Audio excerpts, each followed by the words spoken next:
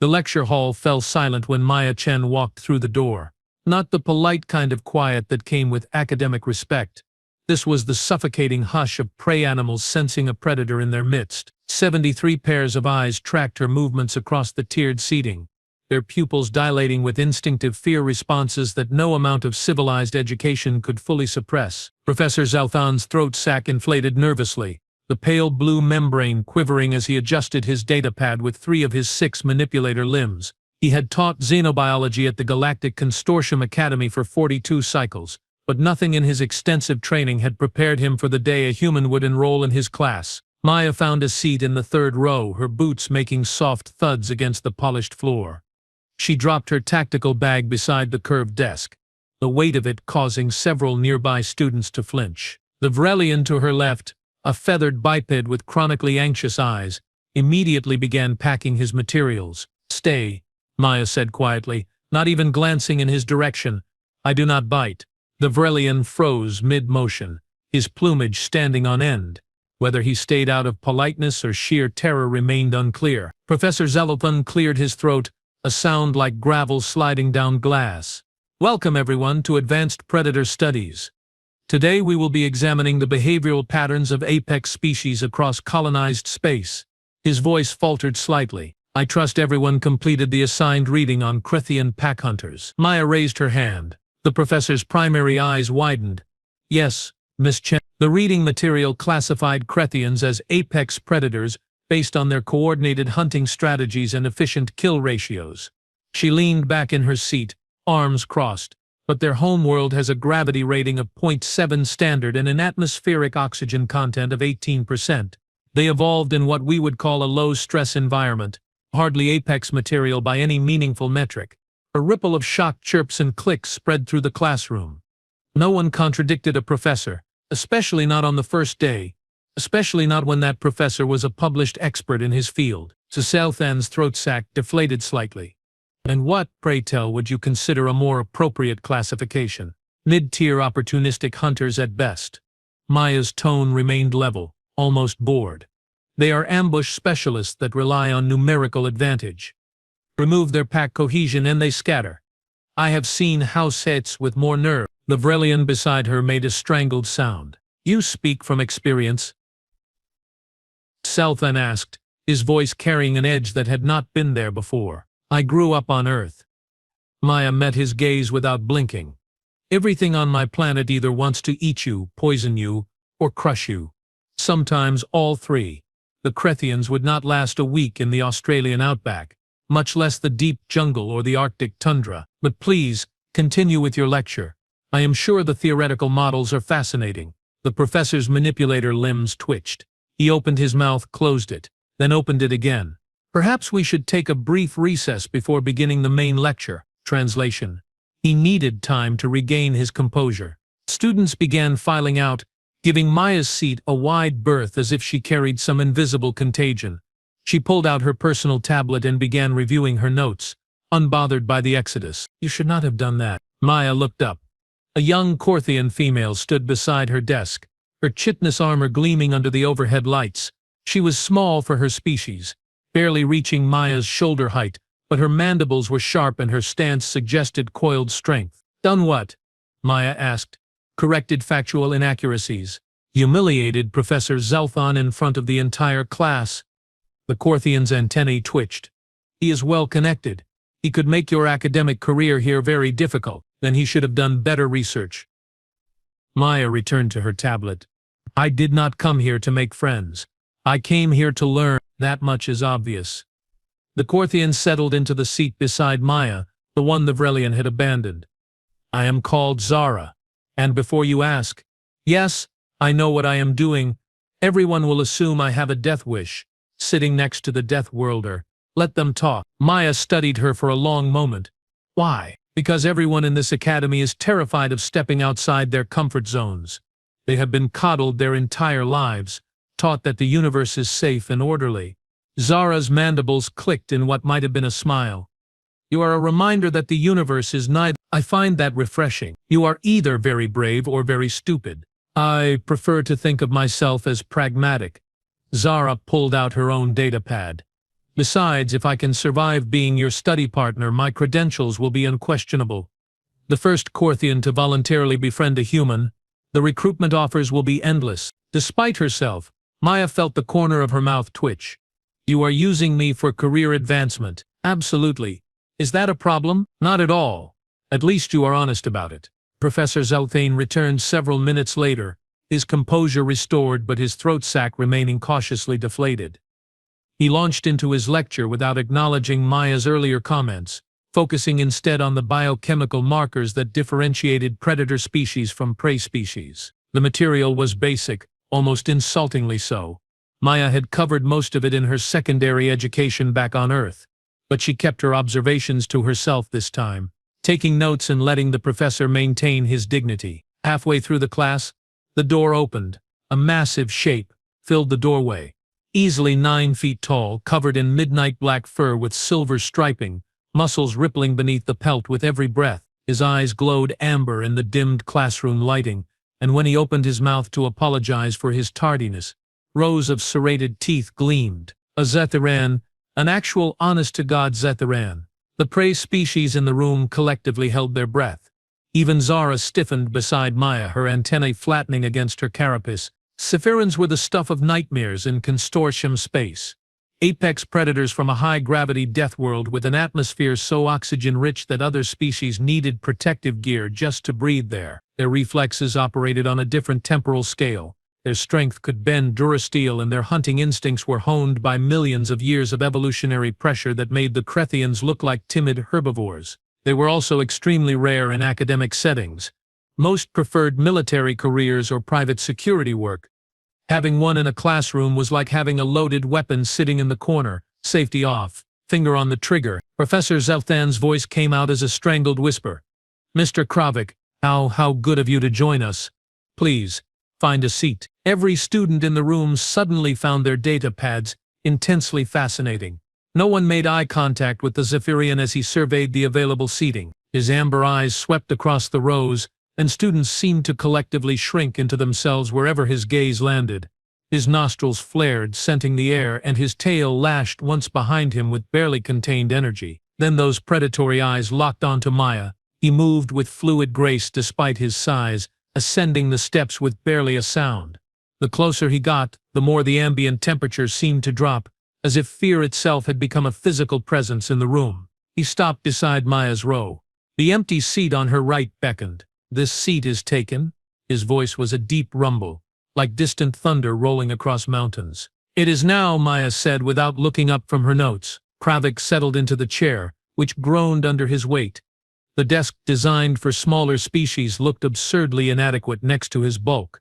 He pulled out a data pad that appeared comically tiny in his massive claws. Professor Zalthan stared at the three of them, a human, a Korthian, and a Zetiteran, sitting together in his classroom. His throat sac inflated and deflated 3 times in rapid succession, a clear sign of extreme distress among his species. Perhaps, he said weakly, we should discuss the reading assignment. Chapter 7, focusing on predator social hierarchies and territorial behaviors. For the next hour the lecture proceeded in tense silence. Maya could feel the eyes on her back, the whispered conversations in languages she did not speak, the constant undercurrent of fear permeating every interaction. She had dealt with worse back home. But there the threats had been honest. Here everything was wrapped in layers of diplomatic courtesy and veiled prejudice. When class finally ended, the exodus was immediate. Students filed out as quickly as decorum allowed, many casting nervous glances back at the unlikely trio still seated. Kravik stood, stretching to his full height. You are the Deathworlder everyone has been discussing. Guilty as charged, Maya said, packing her materials. They say your species is insane, that you evolved on a planet trying to kill you at every moment, and instead of developing proper survival instincts, you learn to fight back, to dominate, to conquer. That is one interpretation. His lips pulled back, revealing those impressive teeth. I like you already. Zara clicked her mandibles. Great. Now we are a trio of social pariahs. My career plans are working perfectly. You do not have to sit with us if it bothers you, Maya said. And miss the entertainment. Absolutely not. Do you know how boring this academy usually is? Everyone following the rules, being polite, pretending that we all evolved from the same harmonious stock. Zara's antennae swiveled with apparent delight. You two are going to cause absolute chaos. I intend to have front row seats. Kravik's tail swished. She has spirit. I approve. They left the lecture hall together, an odd procession that caused other students to give them a wide berth in the corridors. Maya felt the weight of countless stares, heard the whispered conversations that ceased whenever they drew near. Does this bother you? Kravik asked quietly, his enhanced hearing clearly picking up the gossip. I stopped caring what people thought about me a long time ago, Maya replied. Fear is honest. Prejudice is just ignorance with better vocabulary, spoken like someone who has dealt with both extensively. Earth has 8 billion humans. We have spent most of our history finding creative ways to hate each other over the smallest differences. Skin color, belief systems, geographic location, you name it. We have fought wars over it. She shrugged. Compared to that, a few nervous aliens are hardly traumatic. They reached the central plaza, where students congregated between classes. The moment they appeared, conversations died. The three of them might as well have been carrying signs announcing their status as outcasts. I need to eat, Kravik announced. The commissary should have something suitable. I will join you, Zara said. If only to see how the staff reacts when you order. Maya checked her schedule. I have combat training in 20 minutes. Kravik's ears perked forward. Combat training. Required course for all first-year students. Basic self-defense, tactical thinking, that sort of thing. This I must see. Zara. We are postponing lunch. I did not agree to this. Zara protested, but she followed anyway as Kravik changed direction toward the training facilities. The gymnasium was massive, designed to accommodate species of wildly different sizes and physical requirements. Padded floors, adjustable gravity zones, environmental controls that could simulate everything from Arctic conditions to desert heat. Instructor Revan stood at the center, a grizzled Torgathi veteran whose scales bore the scars of actual combat rather than academic theory. He looked up as students filed in, his reptilian eyes narrowing when he spotted Maya Chen, front and center. Maya dropped her bag and approached. Around her, other students maintained their distance, forming a loose circle with her at the epicenter. Revan circled her slowly, evaluating. I have read your file. Earth, Deathworld Classification 9. Gravity 1.0 standard. Oxygen levels that would give most species seizures, predator saturation that defies statistical probability. He stopped in front of her. Tell me, Chen, why are you here? To learn. Wrong answer. You are here because your species finally achieved L capability and the consortium could not ignore you any longer. You are here because the Council is terrified of what happens if humanity is left to its own devices. You are here because you represent a potential threat that needs to be assessed, categorized, and controlled. Maya met his gaze steadily. Is there a question in there somewhere, sir? Can you control yourself? That is the question. Because everyone in this room is watching you, waiting for you to prove every negative stereotype about your kind. One wrong move, one loss of temper, and you confirm their worst fears. Then I suppose I should not lose my temper. Revan's jaw split in what might have been a smile. We will see. Pair up. Basic grappling drills. No strikes, no submissions. Just control and positioning. The other students immediately turned to their friends, forming partnerships with practiced ease. Maya stood alone in the center of the mat. Chen, you are with me, Revan said. Of course she was. They squared off, Revan easily outweighing her by 50 pounds and possessing a lower center of gravity that would make him difficult to move. But Maya had grown up training in Brazilian jiu-jitsu, judo, and wrestling. She understood leverage and timing. Begin. Revan shot in fast, faster than his bulk suggested he should be able to move. But Maya had drilled these reactions thousands of times. She sprawled back, using her weight to crush his shot, then spun behind him for back control. He reversed explosively, his reptilian strength surprising but not overwhelming. They grappled across the mat, neither gaining a decisive advantage, both testing the other's skills. Not bad, Revan grunted, breaking free and resetting. Again, they drilled for 20 minutes, with Revan gradually increasing the intensity. Maya held her own, adapting to his techniques, finding openings in his defense. Then the instructor did something unexpected. He stopped mid-drill and turned to address the class. Who wants to try? He asked. Silence. Come now. She is just one small human. Surely someone feels confident enough to test their skills. More silence. Then from the back of the gymnasium a low rumble. Kravik stepped onto the mat, and the temperature seemed to drop 10 degrees. Revan's scales rippled. Mr. Kravik, are you certain that is wise? The instructor asked for volunteers. I volunteer. Very well. Revan stepped back, his expression unreadable. Same rules apply. Grappling only. No strikes. Maya and Kravik faced each other across the mat. He stood twice her height, probably 5 times her weight, with reflexes that operated faster than human perception. This was, objectively speaking, an impossibly bad matchup. She smiled. Begin. Kravik moved like lightning made flesh, closing the distance in a blur of black fur and muscle. Maya did not try to meet his strength. Instead, she dropped low, using his momentum against him, redirecting his charge past her and yanking on his ankle as he passed. The massive Zephyrian stumbled, caught off balance, and Maya immediately swarmed up his back. Her legs hooked under his arms, her hands gripping for control, turning his own size against him. For 3 seconds she maintained the position. Then Kravik simply stood up, lifting her entire body weight like she weighed nothing, and reached back to pluck her off his shoulders as easily as removing a backpack. He set her down gently, careful not to hurt her despite his overwhelming advantage. You are fast, he rumbled, but I am faster. And you are strong, Maya replied, breathing hard. But strength has its limits. Does it? Before she could respond, alarms screamed throughout the facility. Emergency lights flashed red, and automated voice systems began broadcasting in multiple languages. Security breach. All students report to designated safe zones immediately. This is not a drill. Security breach in progress. Revan's hand went to his communicator. His expression turned grim as he listened. Then he looked directly at Maya and Kravik. We have a situation. Unknown hostiles have penetrated Academy defenses.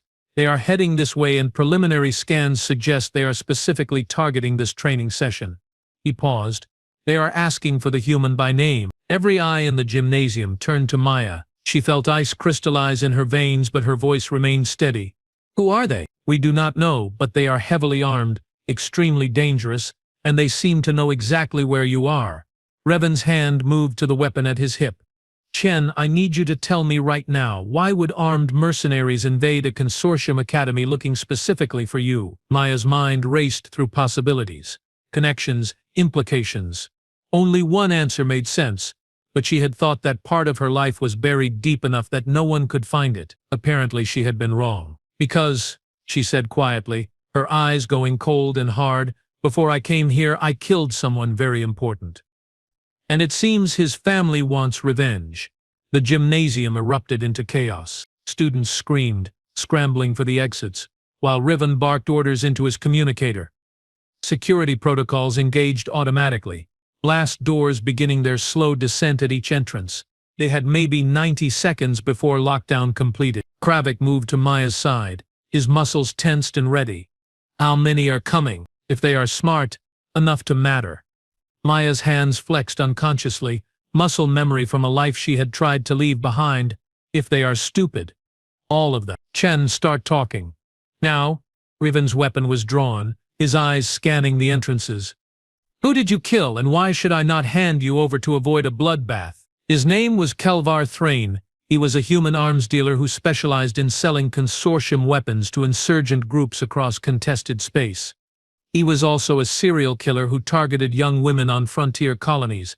Maya's voice carried no emotion, just facts delivered like a mission report. I was 17. He made the mistake of choosing my settlement. He made an even bigger mistake when he chose my younger sister. Zara had appeared beside them, her mandibles clicking rapidly with stress. You assassinated an arms dealer at 17. I hunted him for 3 months across 4 systems. When I finally found him, I made sure he understood exactly why he was dying. Maya's eyes fixed on the main entrance, where shadows were moving beyond the reinforced glass. I thought I had covered my tracks. Apparently his crime family disagreed. The blast doors stopped halfway down. Emergency systems sparked and died. Someone had hacked the Academy's security grid. That is not good, Revan muttered. The main entrance exploded inward. Smoke and debris filled the air as figures poured through the breach. 6 of them heavily armored, carrying military-grade plasma weapons that had no business being on an academic station. Their movements were practiced, efficient, the kind of coordination that came from extensive combat experience. The lead figure raised his weapon toward the fleeing students. Maya moved. She crossed 15 feet in under 2 seconds, her legs sweeping up to catch the mercenary's weapon arm. The plasma rifle discharged into the ceiling, melting through metal supports and raining molten debris. Before he could recover, Maya drove her elbow into his helmet's weak point at the neck seal. The armor cracked. The mercenary went down. The other 5 opened fire. Kravik launched himself sideways, taking 2 mercenaries down with his sheer mass. His claws found gaps in their armor, shredding through the protective layering like it was paper. Roars and screams filled the air as the Zephyrian demonstrated exactly why his species was classified as an apex predator. Zara moved with surprising speed, her chitinous body providing natural armor against glancing shots. She drove her shoulder spikes into one mercenary's leg joint, dropping him to his knees, then delivered a mandible strike that cracked his helmet's faceplate. Revan provided covering fire, his instructor's weapon proving far more powerful than standard issue. 2 mercenaries fell back under his barrage, seeking cover behind overturned equipment. Maya disarmed a second attacker, using his own momentum to throw him across the gymnasium. His armor sparked against the floor, systems overloading from the impact. She grabbed his dropped weapon, checked the charge, and fired 3 precision shots that disabled the remaining threat's armor systems without killing them. Silence fell over the gymnasium, broken only by heavy breathing and the crackle of damaged electronics. "That was the advance team," Maya said, dropping the stolen weapon. "The real threat is still coming." As if summoned by her words, a slow clap echoed from the destroyed entrance. A woman stepped through the smoke, tall, elegant, with platinum hair pulled back in a severe bun and eyes that held the cold calculation of a career predator. She wore no armor, just an expensive tailored suit that screamed money and power. 2 massive bodyguards flanked her, their augmented bodies rippling with military-grade enhancements. "Maya Chen, how delightful to finally meet you in person." The woman's smile did not reach her eyes. "I am Cassandra Thrain. You murdered my brother. Your brother was a monster." "Oh, I am aware. Kelvar had his issues, but he was family, and you took him from me." Cassandra's heels clicked against the floor as she approached, unconcerned by the weapons trained on her. "Do you know what it cost me to find you? The favors I called in, the bribes I paid, the trails I followed across half the consortium, you hid well. But everyone makes mistakes eventually." Maya's jaw tightened. "If you are here for revenge, get on with it." "Revenge?" Cassandra laughed, the sound cold and brittle. "Oh, my dear girl, this is not about revenge. This is about business." She gestured, and holographic displays materialized in the air. Images of Maya, dossiers, combat footage that should not exist. Every fight, every mission, every dark operation she had conducted in the years before entering the academy. "You are a remarkable young woman, Maya. Self-taught, highly skilled, utterly ruthless when necessary. You have potential that is being wasted in this glorified daycare." Cassandra's eyes gleamed. "I am here to offer you a job. Join my organization. Use your talents for something more profitable than listening to boring lectures about alien biology. I would rather die. That can be arranged. But first, consider this." Cassandra waved her hand, and the holograms changed. New images appeared. Maya's family, her parents, her younger sister, Emma, the one she had saved from Kelvar. All of them going about their daily lives on their frontier colony, completely unaware they were being watched. Maya's blood turned to ice. "I have people on that settlement. Very patient people with very specific instructions. Refuse my offer and they receive a signal." "What happens next?" Cassandra shrugged delicately. "Well, I imagine it will be quite tragic." Kravik growled low in his throat. "Threatening innocence.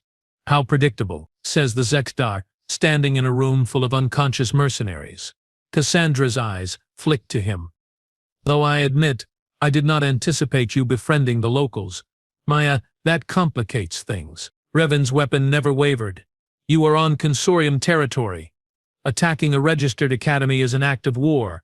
Leave now and perhaps you will survive the legal proceedings." "Legal proceedings?" Cassandra laughed again.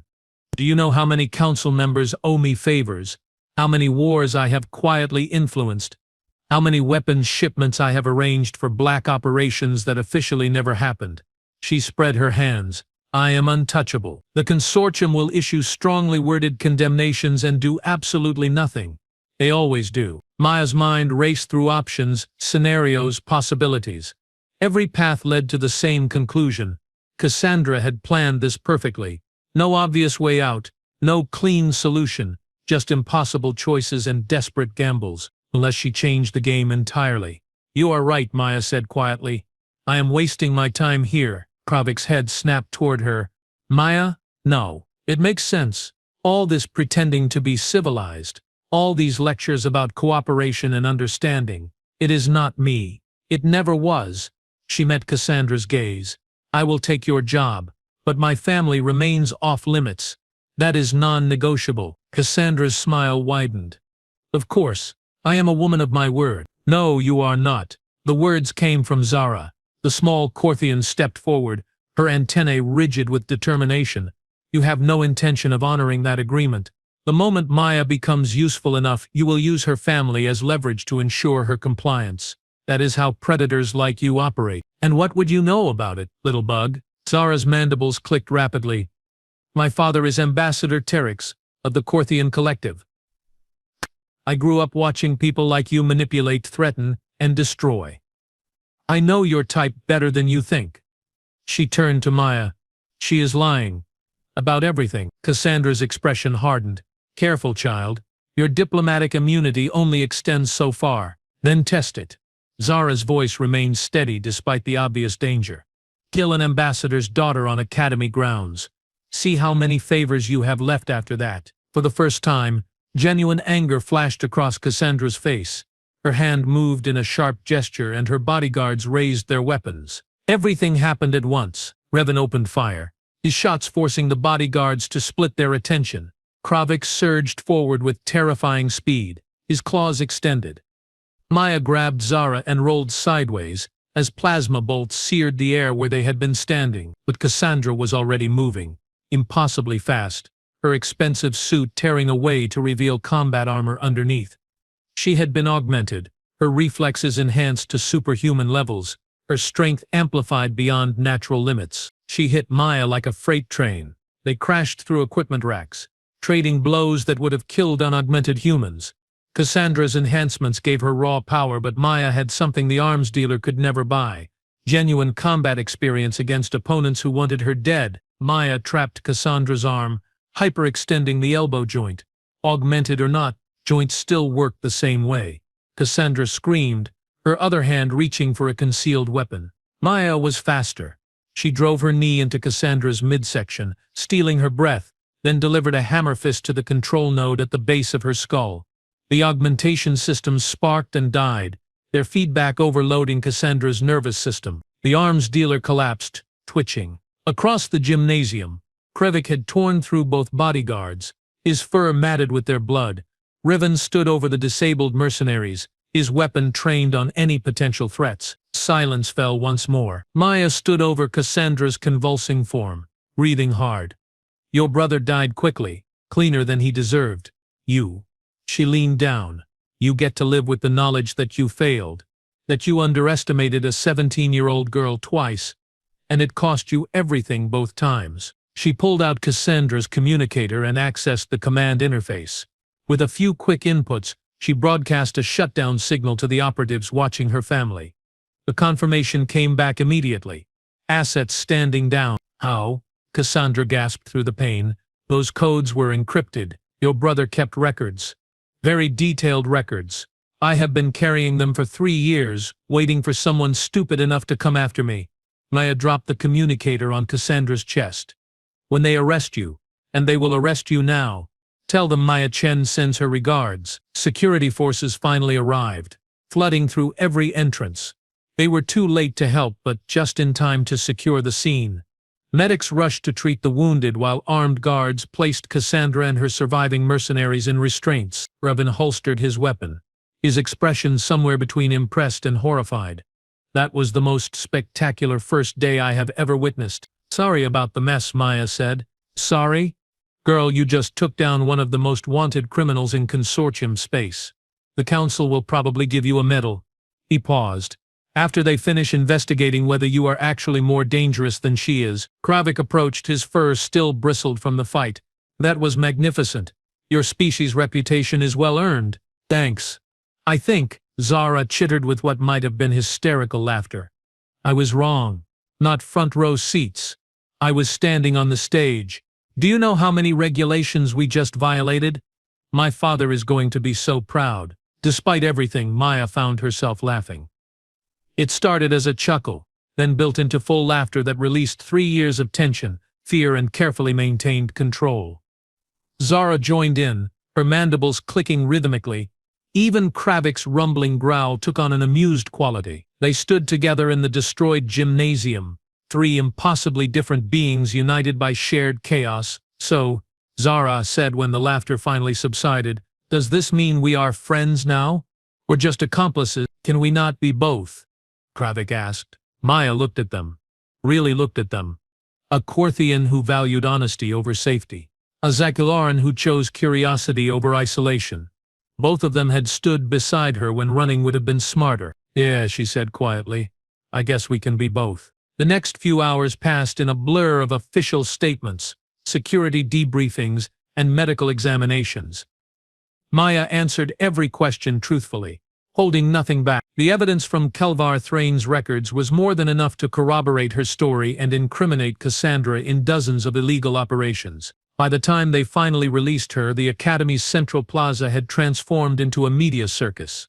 News feeds from across consortium space were broadcasting footage of the attack, analyzing every frame, speculating about the mysterious human student who had taken down a notorious criminal. Professor Zelton found her sitting on a bench outside the security office. His throat sac was calm, his multiple eyes reflecting something that might have been respect. "Miss Chen, I owe you an apology." Maya looked up, surprised. "Sir? This morning I treated you as a curiosity, a problem to be managed rather than a student to be taught." He settled onto the bench beside her, his posture indicating genuine remorse. "You proved yourself a warrior today, but more importantly, you proved yourself someone who fights for others rather than herself. That is the mark of true character." "I just did what needed to be done." "Precisely. And you did it with 3 years of patience, planning, and careful preparation. That shows wisdom beyond your age." He pulled out his datapad. "I am adjusting my curriculum. Clearly my understanding of apex predators was incomplete. I would very much appreciate your input moving forward." You want me to help teach the class? "I want you to help us all learn about humanity, yes, but also about courage, strategy, and the reality that the universe is far more complex than any textbook can capture." His throat sac inflated slightly. "Though perhaps we could avoid any more invasions this semester. My nerves cannot take it." Maya smiled. "I will do my best, sir." Over the following weeks, life at the Academy settled into something resembling normalcy. The destroyed gymnasium was rebuilt, the security systems upgraded, and Cassandra Thrane was extradited to face charges on 17 different worlds. But everything had changed in subtle ways. Students no longer gave Maya quite such a wide berth. Some still watched her nervously, but others nodded respectfully when they passed. A few brave souls even attempted conversation, asking about Earth, about her experiences, about what it was like to come from a Deathworld. She answered honestly, without bravado or false modesty. Earth was dangerous, yes, but it was also beautiful. Humanity was violent, absolutely, but they were also capable of incredible compassion and creativity. Her study group expanded. Zara remained her closest friend, her sharp mind and sharper wit making her invaluable during research sessions. Britic attended when his schedule allowed, his unique perspective on predator psychology enriching every discussion. Others joined occasionally.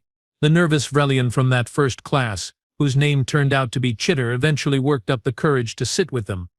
A Malgathi exchange student named Rena, whose crystalline thought processes complemented Maya's tactical thinking. Even a few humans from other programs started showing up, curious about the girl who had become famous overnight. Professor Zelthan's class became the most popular elective in the academy. He incorporated Maya's experiences into his lectures, contrasting theoretical models with practical reality. Debates became fierce but respectful, with students from across the consortium learning to see beyond their preconceptions. Maya excelled in her combat training. Instructor Revan pushed her hard, but he pushed everyone hard, treating her as a student rather than a specimen. She returned the favor by helping other students improve, sharing techniques, offering encouragement, breaking down complex movements into teachable components. Kravik became her regular sparring partner. They were evenly matched in different ways, his raw power balanced by her technical skill. Their training sessions drew crowds, other students gathering to watch the human and the Zephyrian test each other's limits. "You are holding back," Kravik rumbled during one particularly intense session. "So are you," Maya countered, escaping his grip and resetting. "Then perhaps we should stop." They moved simultaneously, both unleashing their full capabilities. It was beautiful and terrifying, two apex predators operating at maximum capacity, each adapting to the other's strategies in real time. The match ended in a draw, both of them too exhausted to continue. "Your species," Kravik panted, his amber eyes glowing with satisfaction, "is going to change everything. The consortium has grown complacent, comfortable. You remind us that the universe still has teeth. Is that a good thing? Time will tell. But I prefer honest danger to comfortable lies." 3 months after the attack, Maya received a message from home. Her sister Emma's face appeared in the hologram, older now, her eyes carrying shadows that had not been there before. "Maya, I just heard what happened. Are you okay? Why did you not tell us about Kalavar's family? We could have helped." "I handled it, Em. You are safe. That is all that matters." "That is not all that matters, you stubborn idiot."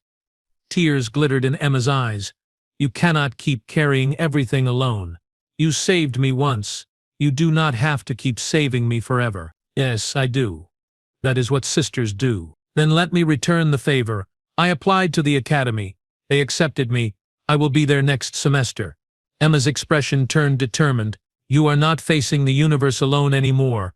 Whether you like it or not." Maya stared at the hologram, emotions warring in her chest. Fear for her sister's safety, pride in her courage, relief at not being isolated, guilt for the danger she might face. This place is not safe. Nowhere is safe. But at least there I will have you watching my back, and maybe I can watch yours too. Besides," Emma grinned, "I hear you have become quite famous. Someone needs to make sure it does not go to your head." After the call ended, Maya sat in her quarters, processing everything.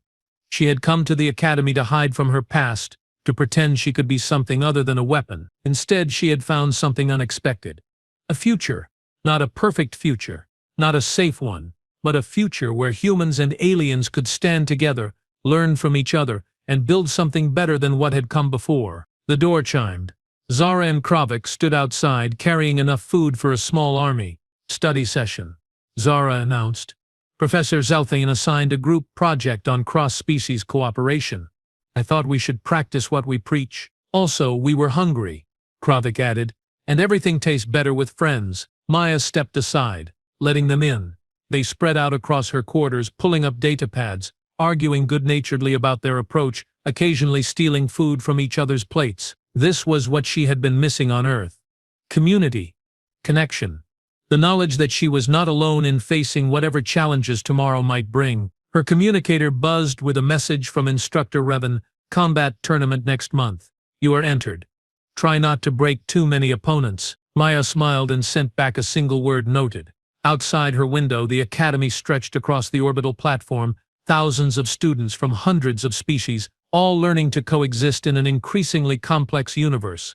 The consortium was imperfect, bureaucratic, often frustrating, but it was also hopeful, optimistic, striving towards something better, and now humanity was part of that equation. Not as conquerors, not as victims, but as equals, bringing their own unique strengths and perspectives to the endless challenge of building a civilization among the stars. Zara's voice pulled her from her thoughts. "Maya, you are doing it again." "Doing what?" "That thing where you stare dramatically out windows and contemplate the meaning of existence. It is very cinematic, but we need your input on this cooperation matrix." Kravik rumbled with laughter. "She does do that frequently." "I do not," Maya protested. But she was smiling as she returned to her friends. They worked late into the station's artificial night, three impossibly different beings united by shared purpose. The Predator cub and the Deathworld girl, with the pragmatic diplomat keeping them honest. The universe was vast and dangerous and full of challenges that no single species could face alone. But together they might just have a chance. And that was worth fighting for.